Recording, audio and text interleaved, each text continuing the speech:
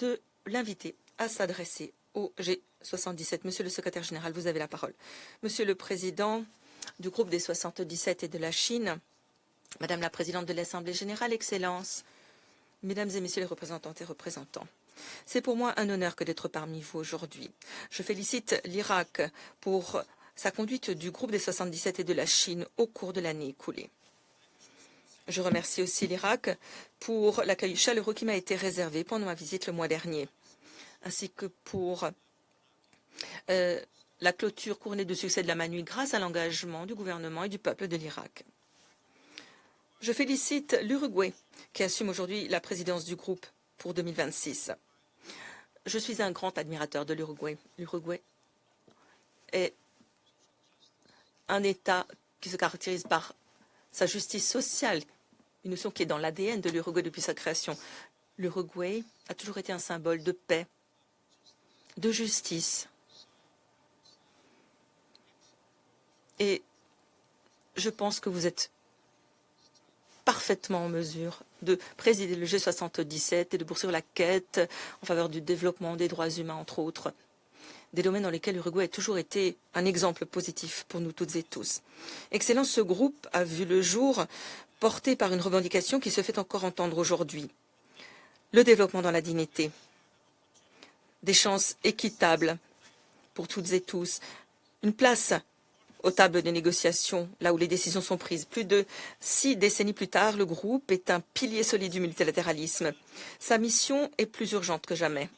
Nous entamons cette année sur fond de conflits qui font rage, d'inégalités qui se creusent, d'une charge de la dette qui augmente et d'une confiance qui s'érode.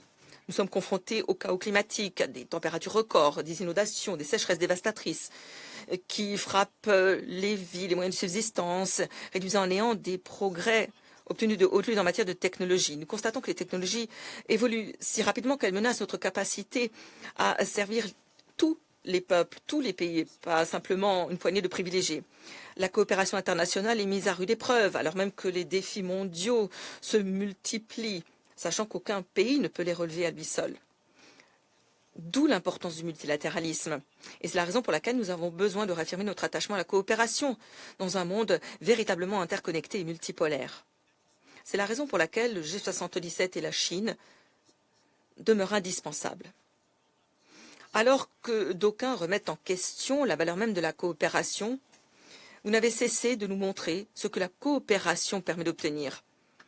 Vous avez encore et encore montré que l'union fait la force. De la conférence sur les océans de Nice jusqu'à la conférence de Séville sur le financement du développement, de la conférence d'Awaza sur les pays en développement sans littoral jusqu'au sommet social de Doha, vous avez contribué à fédérer le monde autour de la promesse du programme 2030.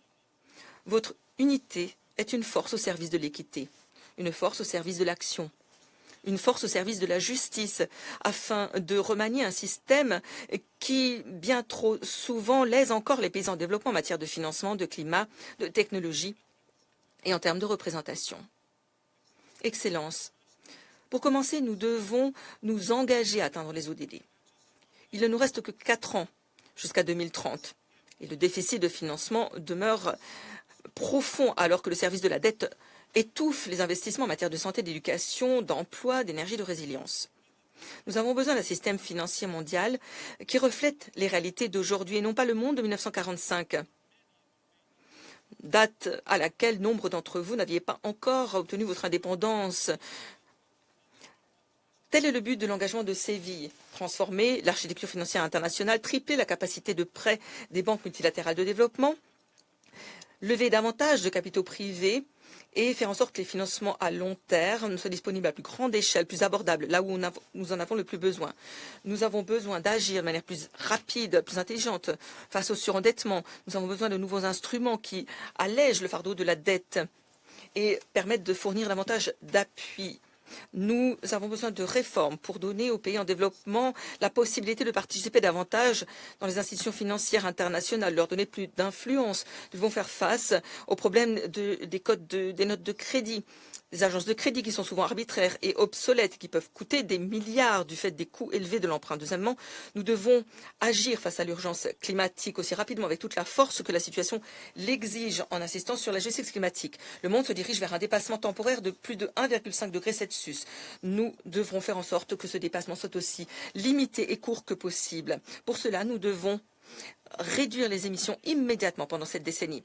Les nouveaux plans climatiques nationaux doivent être le plancher de notre ambition et non pas un plafond étayé par des moyens de dépasser ces engagements.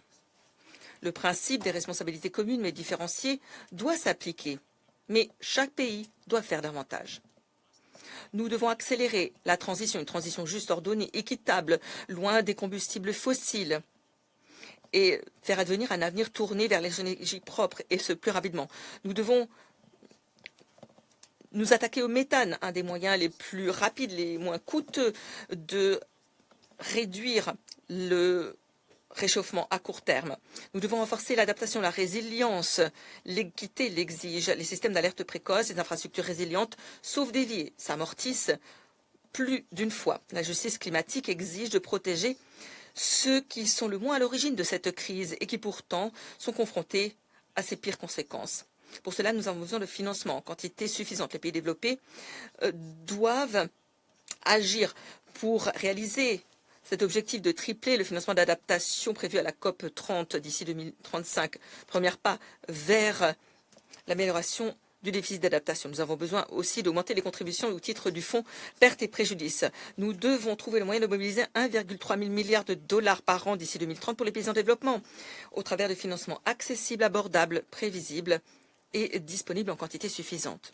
Troisièmement, nous devons faire en sorte que l'ère du numérique devienne un moteur d'inclusion et non pas un accélérateur d'inégalité.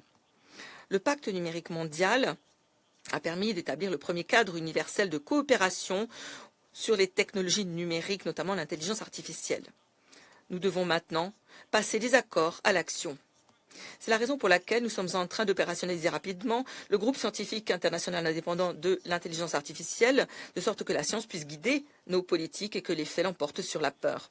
Et alors que nous convoquons le dialogue mondial sur la gouvernance de l'IA, rassemblant ainsi tous les pays, toutes les parties prenantes dans le cadre d'une discussion au sein des Nations Unies, la sélection des membres du groupe touche à sa fin. Il s'agira de représentants de toutes les régions du monde, dotés de compétences transversales. Le groupe se mettra rapidement à la tâche et publiera son premier rapport avant le dialogue mondial de juillet. Nous devons aussi réduire la fracture en termes de puissance de calcul, de données, de recherche, de compétences et de normes en matière de sécurité.